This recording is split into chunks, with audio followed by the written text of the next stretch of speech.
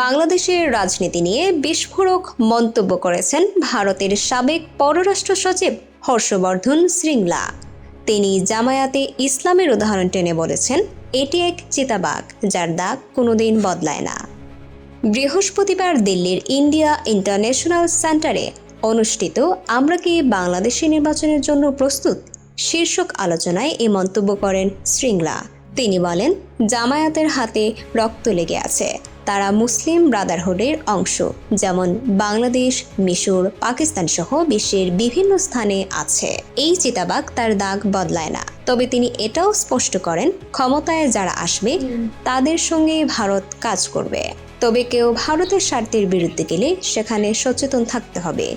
বাংলাদেশে ভারতের high commissioner হিসেবেও দায়িত্ব পালন করেছেন শ্রীংলা।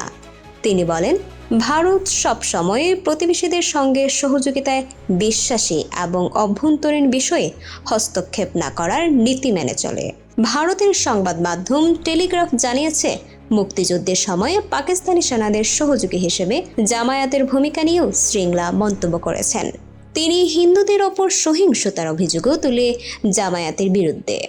63 বছর বয়সী এই প্রাক্তন কূটনীতিক পাকিস্তানের ক্রমবর্ধমান প্রভাব ও সীমান্তে আইএসআই-এর তৎপরতা নিয়েও সতর্ক করেন।